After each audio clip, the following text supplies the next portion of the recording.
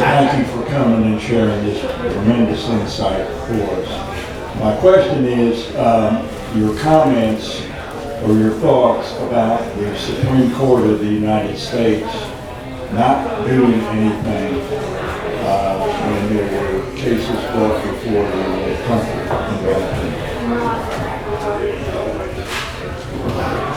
That's a great question. And some of y'all in this room may have remembered this.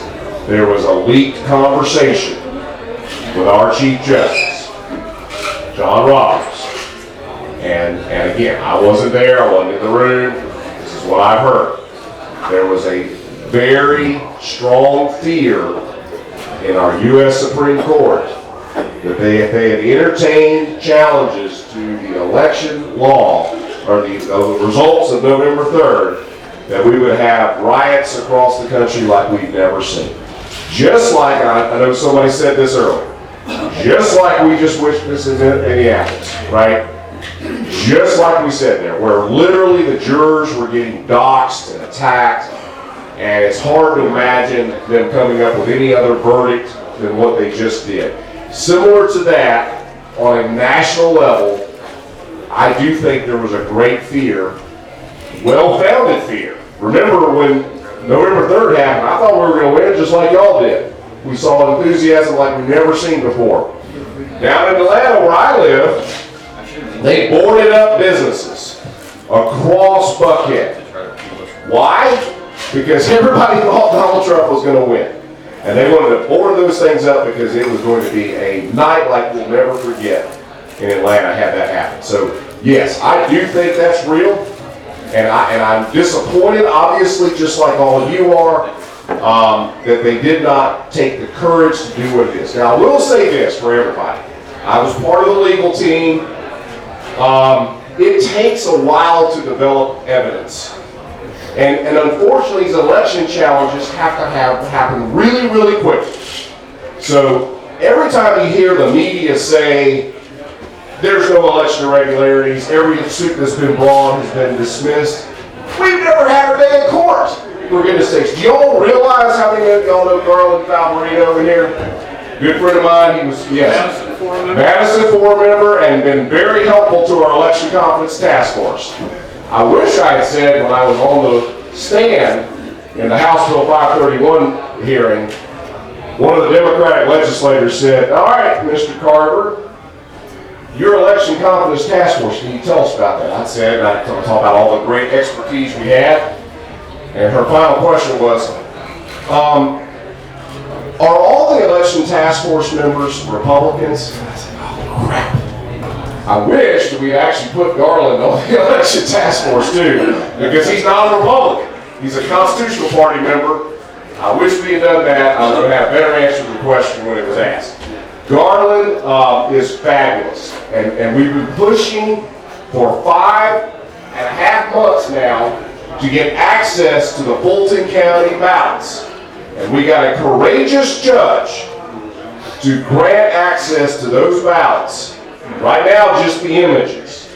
But I hope we actually get access to the actual ballots. And we wait and see. There's that.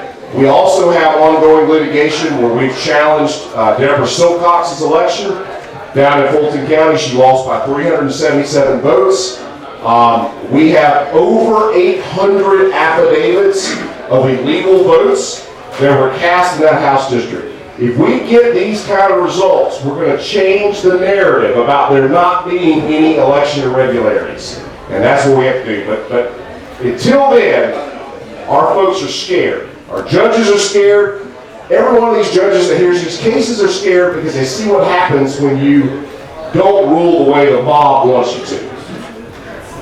Brad, thank you. I'm going to exercise chairman's prerogative here and ask you a question. Have you considered running for governor?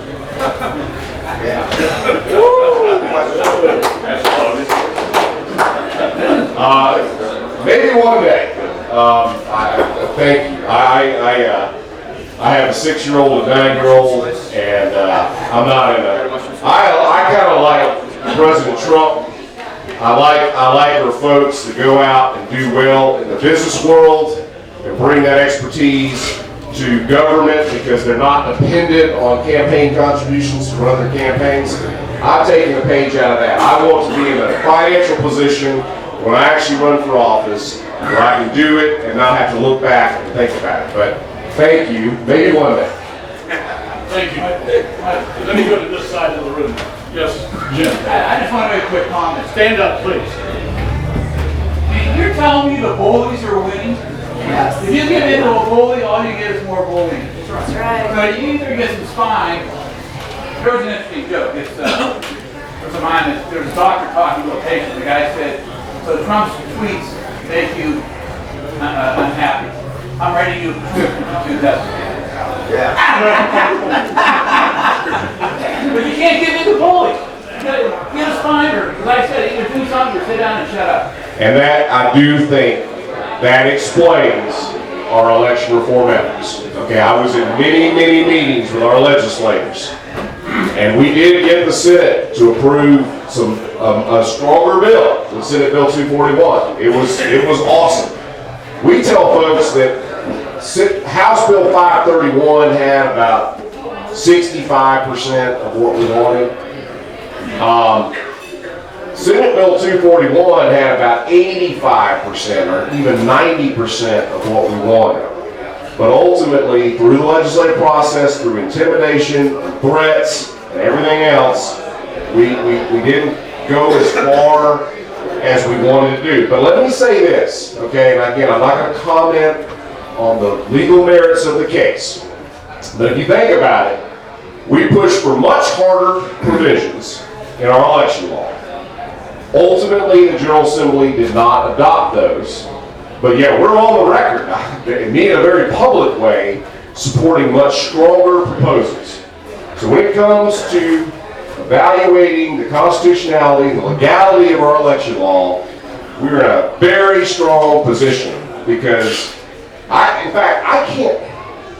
won't go too far into this, but this is an absurd lawsuit. And when I say lawsuit, you all realize every liberal group, I heard George Soros a little bit ago, every liberal group in America has challenged our election law. Georgia and Iowa are ahead of everybody. Iowa's a great state. If you've ever been there, it's fun to go to the Iowa caucuses. I encourage you to do that sometime. Georgia's where the rubber meets the road. We have everyone in the nation looking at us right now, and the other Republican-run battleground states are modeling their election proposals on the state of Georgia. Something to be proud of. That's why we have to win this. Because literally it's not just Georgia at stake, it's every one of our battleground states. Thank you very much. I'm bouncing from either side of the room and I'll get to you next. Yes, please. Brad, you mentioned that this is a lawsuit that is going on, and you told they could see images of the ballots in Fulton County. Right. I'd like to know if you know how much those images cost that attorney that's bringing that suit, and who and what that is behind. Great question. Great question. Now, unfortunately, what I have seen, I know everybody in this room understands, you all realize the Democrats in the last two election cycles have outspent Republicans 2-1. Last two elections. It's a myth that we're the party of the rich. We're the party of the working class, small business owners, upper middle class, people with a stake in the economy. That's who we are. The left has billionaire after billionaire, George Soros being number one, and they have so much money. Jim, I appreciate the question because Garland Favorito is doing fundraising efforts. I encourage you to participate in that because we've got to fight back, and we do it amazingly with small donations. Look at the NRCC right now, National Republican Congressional Committee. Fundraising record, all with small contributions. The president leading the effort. We're going to retake the House, and that's done through donations. So I will encourage you, if y'all know Garland Favorito, he's done a fundraiser. I encourage you to support it. We need this, and he is, again, nonpartisan, Constitutional Party member. Thank you. We have time for one last question. As it is, answer my question. I'm sorry. The images, the cost of the images. Right. Attorneys having to pay that, correct? That's correct. Where is that money going? Where is the money? Oh, I see what you're saying. Yeah, well, okay, so open records requests, when you have an open records request, and we have several ongoing with Metro Atlanta county governments right now, the cost to pay that is borne by the person making the open records request.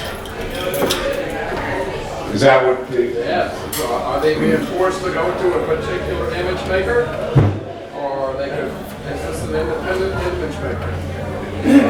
I don't know. I could answer that. I don't know.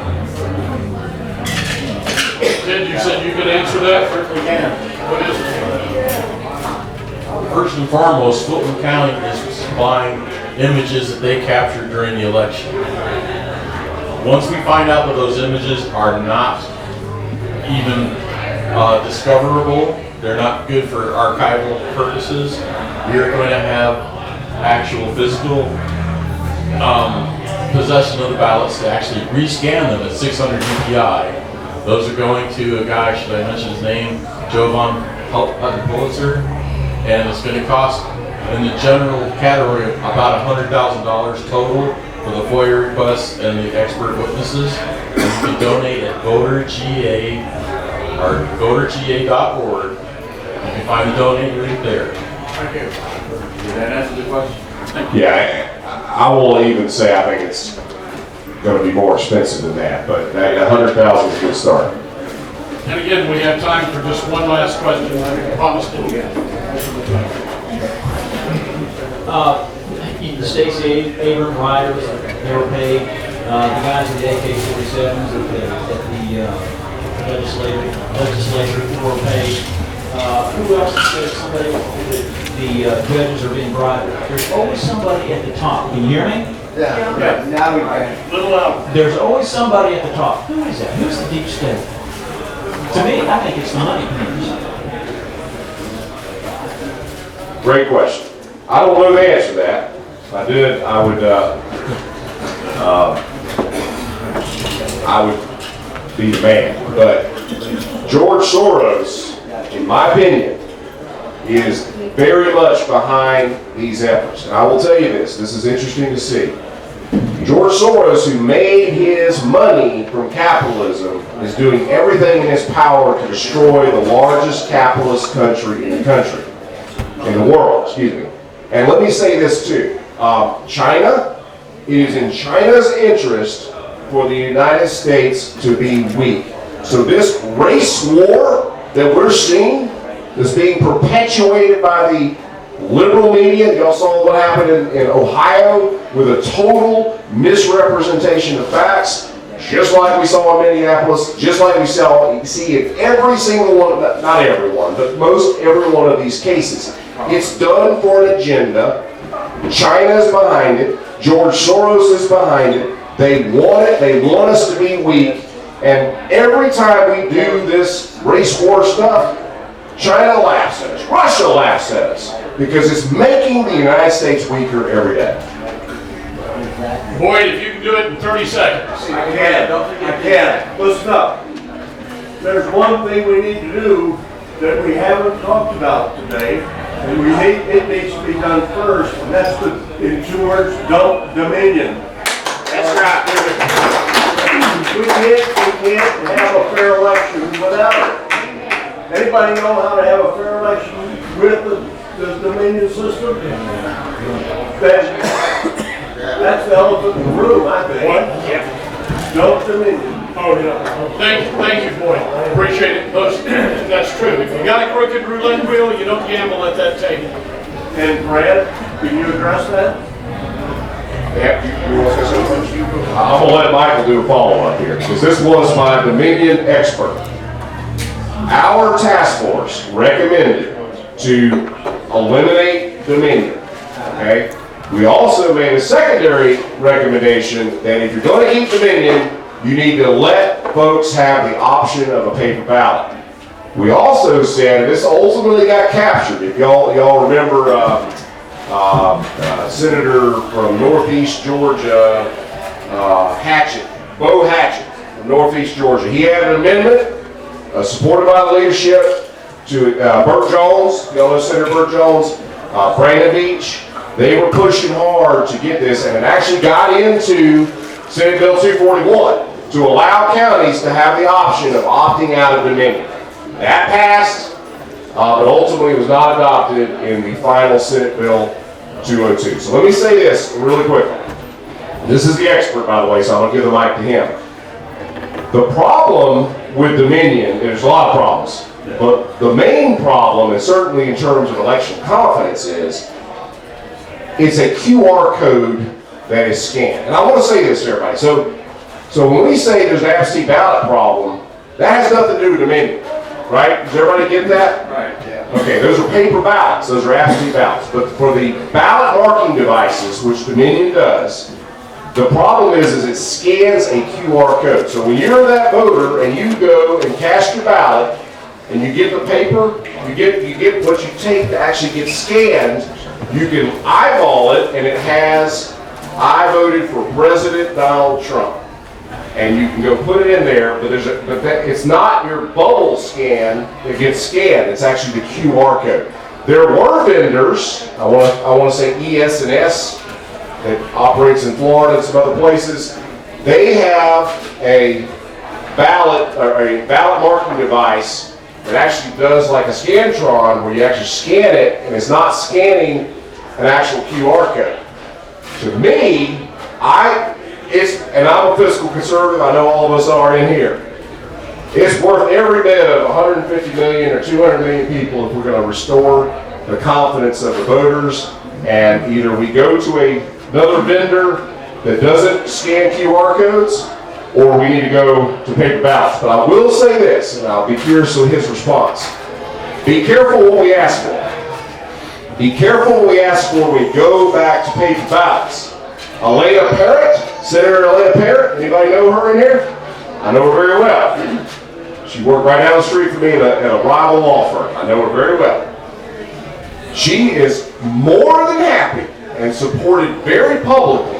In fact, we were on WXIA Channel 11, and they did the same image of me walking down the Capitol Hall and her walking down the Capitol Hall.